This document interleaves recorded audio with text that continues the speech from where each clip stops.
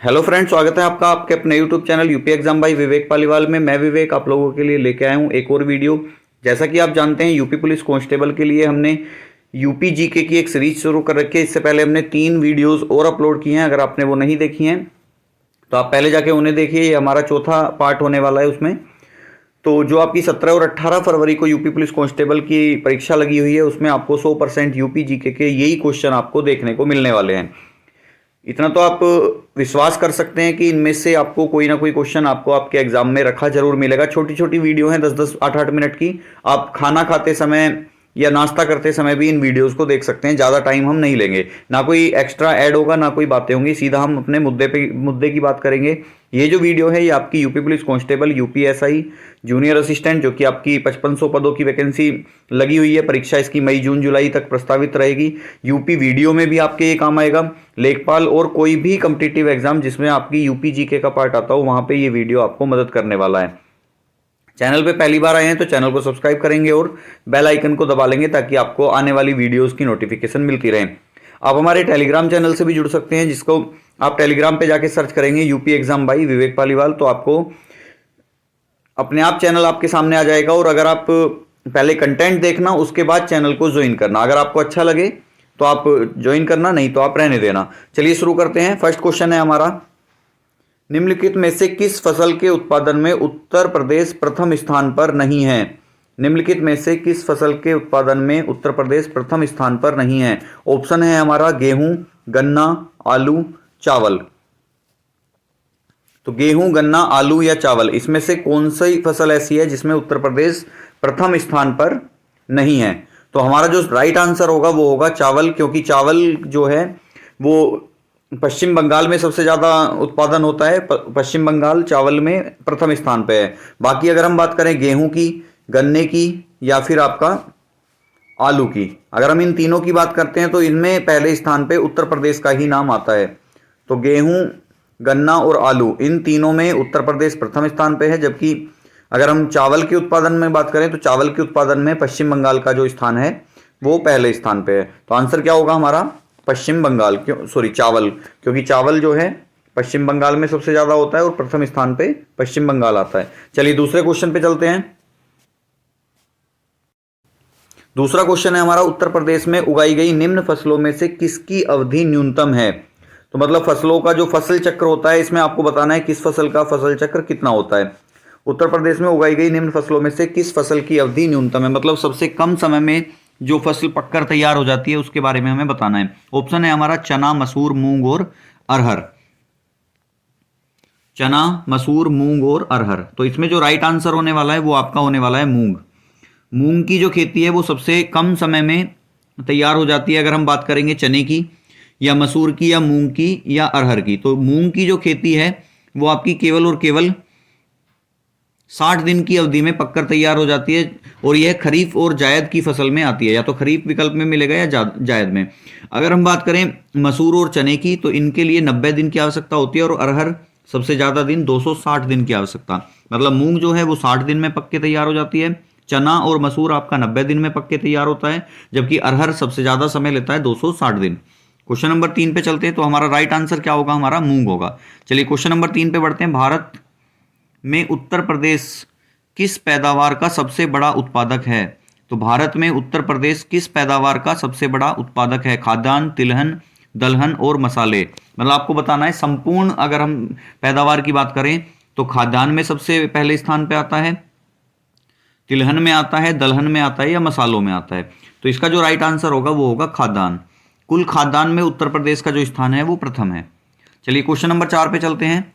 उत्तर प्रदेश में परंपरागत भूमि मापन इकाई, उत्तर प्रदेश में परंपरागत भूमि मापन इकाई क्या है? कनाल, मारला, बीघा या कीला। तो कनाल, मारला, बीघा या कीला, मतलब उत्तर प्रदेश में जो भूमि की माप होती है वो किस परिप्रेक्ष्य में होती है? कनाल, मारला, बीघा या कीला। अगर आप ग्रामीण परिप्रेक्ष्य से ताल्लुक रखते होंगे तो इसका आंसर आपके लिए बहुत सहज रहेगा, क्योंकि जो उत्तर प्रदेश में भूमि की माप होती है वो बीघे में होती है। अगर हम हरियाणा की बात करें तो हरियाणा में जो भूमि की माप होती है वो कीले में होती है। तो ये दो ही ऑप्शन आपको याद रखने, क्योंकि नियर बाई स्टेट भी कई बार पूछ लेता है। तो बीघा उत्तर प्रदेश की मापन इकाई है और किला जो है वो हरियाणा की मापन इकाई है। चलिए नेक्स्ट क्वेश्चन पे चलते हैं। उत्तर प्रदेश में मयूर संरक्षण केंद्र किस जिले में स्थित है? तो आपको बताना है उत्तर प्रदेश में मयूर संरक्षण केंद्र किस जिले में स्थित है। ऑप्शन है महोबा, मथुरा, मैनपुरी या महाराजगंज। महोबा, मथुरा, मैनपुरी या महाराजगंज। तो मयूर संरक्षण केंद्र जो बनाया गया है आपको, उसका आंसर होगा मथुरा। आप इसे ट्रिक से भी याद कर सकते हैं, क्योंकि मथुरा जो है वो श्री कृष्ण की नगरी है और श्री कृष्ण जो हैं वो आप जानते होंगे मोर पंख की कलगी हमेशा अपने सिर पे लगा के रखते थे। तो मयूर संरक्षण केंद्र कहाँ पे है? मथुरा में। मथुरा में कौन रहते हैं? श्री कृष्ण बांके बिहारी जी। और बांके बिहारी की जो कलगी थी वो मोर पंखों से ही बनी हुई थी। तो इससे आप ट्रिक से भी याद रख सकते हैं कि मोर पंख कृष्ण जी के कलगी में थे और कलगी जो कृष्ण जी थे वो कहाँ के निवासी थे? मथुरा वृंदावन के। तो मथुरा से आंसर हो जाएगा हमारा ऑप्शन नंबर बी। चलिए क्वेश्चन नंबर 6 पे चलते हैं। उत्तर प्रदेश में सस्य जलवायु क्षेत्रों की संख्या कितनी है? ऑप्शन है आपके 5, 7, 9 या 11। 5, 7, 9 या 11 कौन सा सही आंसर होगा बताएंगे आप?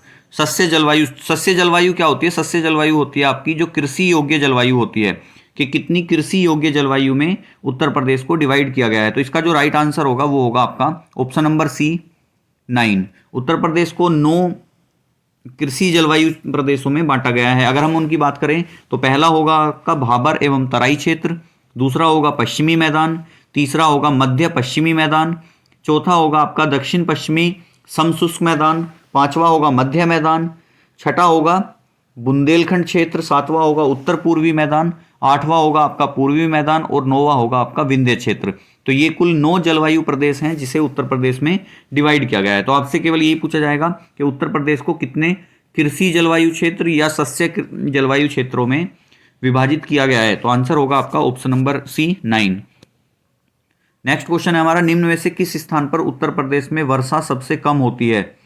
तो सबसे कम वर्षा वाला स्थान जो है उत्तर प्रदेश का वो कौन सा है? बांदा, मथुरा, मुरादाबाद या गोरखपुर। तो अगर हम बात करें सबसे कम वर्षा की, तो सबसे कम जो वर्षा होती है वो आपकी होती है मथुरा में। सबसे अधिक वर्षा की अगर हम बात करेंगे तो सबसे अधिक वर्षा जो होती है वो आपकी होती है गोरखपुर में। तो ये 2 क्वेश्चन बनते हैं इससे कि सबसे कम वर्षा कहाँ होती है? मथुरा में। सबसे अधिक वर्षा कहाँ होती है? गोरखपुर में। चलिए नेक्स्ट क्वेश्चन है, डॉक्टर भीमराव अंबेडकर नामक नक्षत्रशाला उत्तर प्रदेश के किस जिले में स्थित है?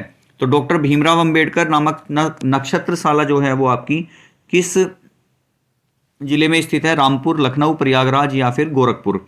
रामपुर, लखनऊ, प्रयागराज या गोरखपुर। तो जो डॉक्टर भीमराव अंबेडकर नक्षत्रशाला है वो आपकी है रामपुर जिले में। तो आंसर क्या हो जाएगा हमारा? Option number A, Rampur. चलिए नेक्स्ट क्वेश्चन है क्वेश्चन नंबर 9, गीडा, GIDA। आपको गीडा की फुल फॉर्म बतानी है। GIDA किससे संबंधित है? गाजियाबाद औद्योगिक विकास प्राधिकरण, गोरखपुर औद्योगिक विकास प्राधिकरण, गोमती औद्योगिक विकास प्राधिकरण या गंगा औद्योगिक विकास प्राधिकरण। GIDA, गीडा से आपको बताना है फुल फॉर्म। तो इसका जो राइट आंसर होगा वो आपका होगा गोरखपुर औद्योगिक विकास प्राधिकरण। गाजियाबाद मत लगा देना, ध्यान से करना है क्वेश्चन हमारा। क्वेश्चन में आंसर क्या होगा हमारा? ऑप्शन नंबर बी, गोरखपुर औद्योगिक विकास प्राधिकरण। अगर हम गाजियाबाद औद्योगिक विकास प्राधिकरण की बात करें तो वो GDA है, Ghaziabad development association. Next question है हमारा क्वेश्चन नंबर 10, उत्तर प्रदेश में किस जिले में चीनी मिट्टी से बनने वाले उत्तर प्रदेश में किस जिले में चीनी मिट्टी से बनने वाले बर्तनों के लिए एक प्रसिद्ध शहर स्थित है? तो आपको बताना है चीनी मिट्टी के बर्तन कहाँ पे बनते हैं। सबसे पहला क्वेश्चन, उत्तर प्रदेश का कौन सा जिला है जो चीनी मिट्टी के बर्तन बनाने के लिए फेमस है, और उसके भी आपको प्रसिद्ध शहर का नाम बताना है। तो हमें ना तो जिले, आपको शहर का नाम, देखो या तो डायरेक्ट आपसे यही पूछेगा कि इनमें से कौन सी जगह चीनी मिट्टी के बर्तन के लिए प्रसिद्ध है, या फिर हो सकता है कि थोड़ा सा डीपली बनाना चाहता है एग्जामिनर अगर, तो वो कह देगा कि चीनी मिट्टी के बर्तन जिस जगह पे बनते हैं वो कौन सी जिले में पड़ती है। तो ऑप्शन है हमारे बुलंदशहर, गाजियाबाद, हापुड़ या बाराबंकी। तो जो चीनी मिट्टी के बर्तन बनाने वाली जगह है आपको पता होना चाहिए, चीनी मिट्टी के जो बर्तन बनाए जाते हैं वो आपके खुर्जा में बनाए जाते हैं। खुर्जा जो पड़ता है आपका वो पड़ता है बुलंदशहर जिले में। तो आंसर क्या हो जाएगा हमारा? Option number A Bulandshahr. तो ध्यान रखना है, अगर आपसे जगह पूछे तो खुर्जा, और अगर आपसे जिला पूछ ले तो वो आपका हो जाएगा बुलंदशहर। तो चीनी मिट्टी के बर्तन कहाँ बनते हैं? खुर्जा में। सिरेमिक करके भी नाम आ जाता है कि सिरेमिक बर्तन जो बनाए जाते हैं वो कहाँ होते हैं? सिरेमिक जो होता है वो आपकी चीनी मिट्टी को ही बोला जाता है। तो ये थे हमारे आज के क्वेश्चन। अगर आपको वीडियो पसंद आता है तो वीडियो को दोस्तों के साथ शेयर करेंगे। आपके यूपी पुलिस का जो कांस्टेबल का एग्जाम है उसमें ये वीडियो आपकी बहुत मदद करने वाला है। यकीन मानिए, अगर आपने ये सीरीज पूरी देखी है तो आपका यूपी जीके का क्वेश्चन कहीं ना कहीं आपके एग्जाम में सही होने वाला है। वीडियो पे एंड तक बने रहने के लिए धन्यवाद।